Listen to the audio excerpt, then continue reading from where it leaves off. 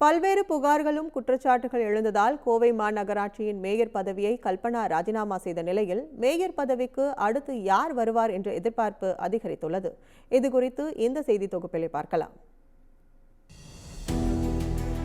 கோவை மாநகராட்சி மேயர் கல்பனா ஜூலை 3ஆம் தேதி ராஜினாமா செய்தது கோவை திமுக வட்டாரத்தில் பரபரப்பை ஏற்படுத்தியது. இந்நிலையில் அடுத்த மேயர் யார் என்ற எதிர்பார்ப்பு எகிரியுள்ளது. கடந்த உள்ளாட்சி தேர்தலில் 3 முறை கவுன்சிலராக இருந்த மீனா லோகு, முன்னாள் எம்எல்ஏ கார்த்திக்கின் மனைவி இளஞ்செல்வி கார்த்திக், சிவசேனாபதியின் மகளான நிவேதா சேனாதிபதி, செந்தில் பாலாஜியின் தீவிர ஆதரவாளரான ஆனந்தின் மனைவி கல்பனா ஆனந்த் ஆகியோர் ரேஸில் இருந்தனர். ஆனால் செந்தில் பாலாஜி கைகாட்டிய கல்பனா ஆனந்தே மேயராக தேர்வு செய்யப்பட்டார். கல்பனா ஆனந்த் மேயரான நாட்கள் தொடங்கி அவர் மீது பல்வேறு குற்றச்சாட்டுகளை கவுன்சிலர்களே முன்வைத்தனர். கவுன்சிலர்களின் அதிகாரங்களை பறிப்பது, கோவை மாநகராட்சி மத்திய மண்டல தலைவர், மேற்கு மண்டல தலைவர், கிழக்கு மண்டல தலைவர் இவர்களுக்கும் மேயருக்கும் இடையே நிர்வாக ரீதியிலான மோதல் தொடர்ந்து கொண்டே இருப்பது என கல்பனா குறித்து கோவை திமுக வட்டாரத்தில் அதிருப்தி நிலவியதாக கூறப்படுகிறது.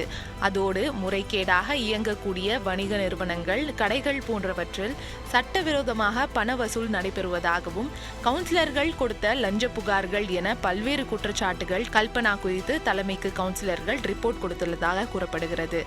இப்படி அதிக அளவிலான புகார்கள் பறந்ததால் திமுக தலைமை கடும் கோபத்திற்குள்ளாகியதாகவும், அதனால்தான் அழுத்தம் காரணமாக கல்பனா ஆனந்த் ராஜினாமா செய்ததாகவும் கூறப்பட்டது.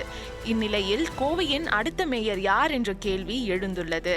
இந்த ரேஸில் 3 முறை கவுன்சிலராக இருந்த மீனா லோகு, முன்னாள் எம்எல்ஏ கார்த்திக்கின் மனைவி இளஞ்செல்வி கார்த்திக், சிவசேனாபதியின் மகளான நிவேதா சேனாபதி ஆகியோர் இருப்பதாக தகவல் வெளியாகியுள்ளது. இதில் நிவேதா சேனாதிபதிக்கு அதிக வாய்ப்பு இருப்பதாக கூறப்படுகிறது. திமுக மாவட்ட பொறுப்பாளராக இருந்த மருதமலை சேனாதிபதி மகள் என்பதால் கடந்த முறை மேயர் ரேஸில் இவரது பெயர் இருந்தது. மேயர் பதவி கிடைக்காத பட்சத்தில் கவுன்சிலர் ரேஸில் இருந்த இவர் 22 வயதில் கவுன்சிலராக தேர்வு செய்யப்பட்டார். மேலும் மாநகர் மாவட்ட பொறுப்பாளர் கார்த்திக் அமைச்சர்கள் மற்றும் திமுக தலைமையுடன் நெருக்கம் காட்டுவதால் இளஞ்செல்வி கார்த்திக் மேயராகும் வாய்ப்பும் அதிகம் என கோவை திமுகவினர் தெரிவிக்கின்றனர். மேலும் கோவை மாநகர் மாவட்ட திமுக இளைஞர் அணி அமைப்பாளரான தனபாலின் மனைவியும் கோவை மாநகராட்சி 27வது வார்டு கவுன்சிலருமான அம்பிகா தனபால் மேயராக தேர்வு செய்யப்பட வாய்ப்புள்ளதாக திமுக வட்டாரங்கள் கூறுகின்றன. அம்பிகாவின் கணவர் தனபால் இளைஞர் அணி பொறுப்பில் இருப்பதால் அமைச்சர் உதயநிதியின் பார்வை அந்த பக்கம் இருக்கலாம் என்றும் கூறப்படுகிறது.